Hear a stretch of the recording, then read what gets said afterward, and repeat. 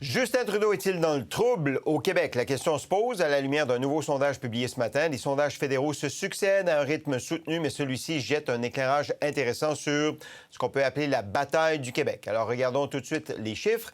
Le Bloc québécois est toujours en avance dans les intentions de vote au Québec, avec 32 des intentions de vote. Mais regardez, le Parti conservateur fait un bond de 6 points à 29 alors que les libéraux perdent 6 points à 21 Le NPD est à 11 le Parti vert est à 5 Dimitri, est-ce que c'est le charme de M. Poilievre qui opère ou c'est la lassitude à l'égard du gouvernement Trudeau?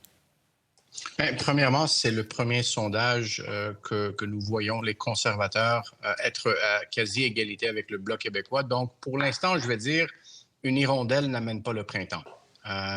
Et il va falloir aussi admettre, que au Québec, et surtout au Québec, les élections réellement se décident les 10 dernières journées. Cela étant dit, dans mes plus de 30 ans de faire de la politique, que ce soit quand je compare Jean Chrétien à Kim Campbell, quand je compare Brian Mulroney à John Turner, quand je compare Stephen Harper à Paul Martin, jamais je n'ai vu le chef de l'opposition officielle avoir des positifs sur toute l'échelle. Écoutez, s'il y avait une élection aujourd'hui et seulement les femmes votaient, Pierre Poilievre gagne.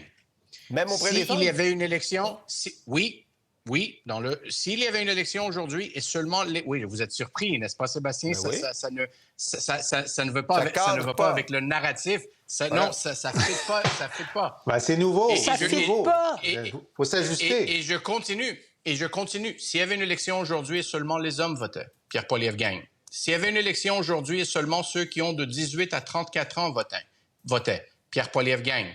S'il y avait une élection aujourd'hui et les 35 à 55 ans votaient, Pierre Poilievre gagne. Okay. S'il y avait une élection aujourd'hui, seulement les 55 ans et plus votaient, Pierre Poilievre gagne. Le défi de M. Poilievre, comment est-ce qu'il peut garder cette avance pour un autre 12 à 18 mois?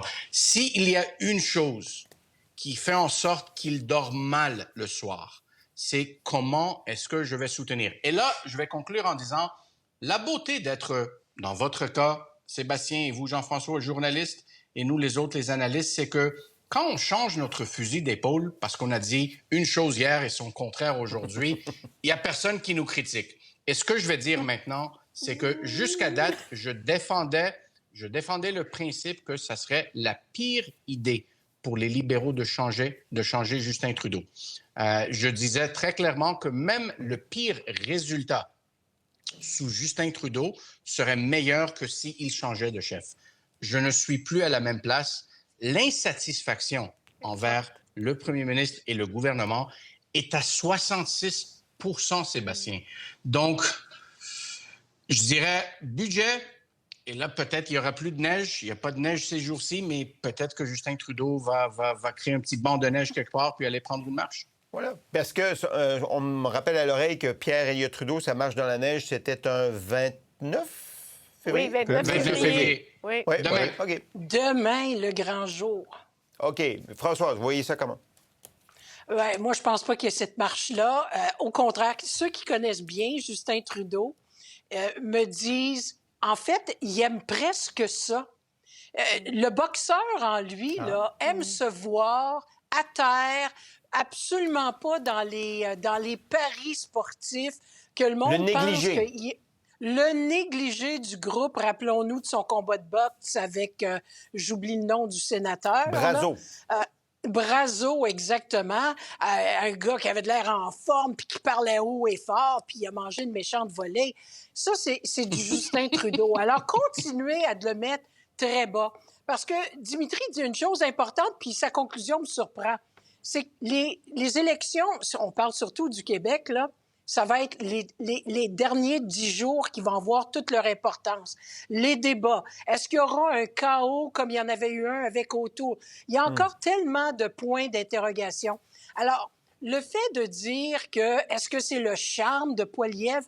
Moi, je pense pas que les Québécois sont sous le charme de Pierre Poilievre, mais je pense qu'ils sont vraiment tannés du gouvernement libéral, veulent vraiment voir un changement. Et ce qui devrait inquiéter bien plus les libéraux, à mon point de vue, c'est le Bloc québécois qui devrait être inquiet. Parce que, normalement, au Québec, c'est eux qui devraient aller chercher cette écœurite aiguë des Québécois envers le gouvernement en place. Et on voit qu'eux font on parle beaucoup du surplace de Québec solidaire, mais je sens une espèce de surplace du Bloc québécois qui fait en sorte que là, c'est les conservateurs. Ça se parle. Allez sur les réseaux sociaux. On voit qu'il y a beaucoup de supporters pour Poilievre. Son équipe de députés sont beaucoup plus, en passant, beaucoup plus verbaux et actifs que la plupart des députés libéraux. Et même bloquistes pour plusieurs sur les réseaux sociaux. Donc, dans ce contexte-là, ils sont en train de faire un petit peu le plein. Ça devrait inquiéter un petit peu le Bloc québécois.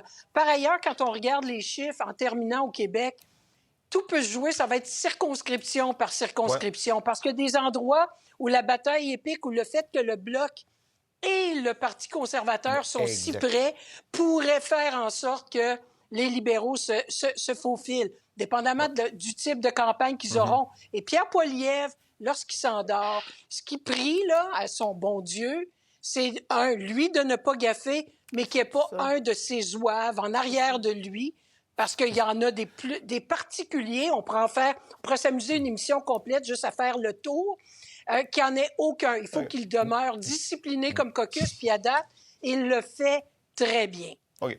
Voulez-vous, Jean-François, nous parler de ce à quoi Yves-François Blanchet pense quand il se couche? Lui, il regarde la colonne du vote francophone. Et quand on regarde, en fait, la montée... Bon, d'abord, ce qui s'est passé au cours des 6 derniers mois, c'est d'abord que le Bloc a dépassé les libéraux. Parce qu'avant, c'était libéraux, Bloc, conservateurs. Ensuite, c'était Bloc, libéraux, conservateurs. Maintenant, c'est Bloc, conservateurs, libéraux. Alors, si on regarde ce qui s'est passé pour que les conservateurs battent les libéraux pour avoir la médaille d'argent, c'est qu'ils ont pris un peu de vote francophone, c'est vrai, du Bloc, mais ils ont pris beaucoup de votes anglophones des libéraux. Et ça va être intéressant de voir les projections dans les régions, parce que est-ce que ça veut dire qu'ils sont en train de prendre du vote anglophone dans l'West Island, dans la région de Gatineau? Est-ce qu'ils en prennent suffisamment pour pouvoir mettre 1 ou 2 comtés de ces régions-là en jeu? Parce qu'on sait que les conservateurs rêvent d'avoir une circonscription montréalaise. Ils ont beaucoup de difficultés à l'avoir. Est-ce que là, ça va donner ça? Mais s'ils prennent surtout du vote anglophone puis pas beaucoup de vote francophone, ça veut dire que le Bloc est encore en position d'augmenter sa députation là où le vote francophone est majoritaire. Alors, c'est pas encore joué, c'est pas fini cette joute-là. Hein? Et on va voir comment... les libéraux, eux, sont à risque de perdre toutes leurs circonscriptions à l'extérieur des zones non francophones. Ça, c'est grave pour eux.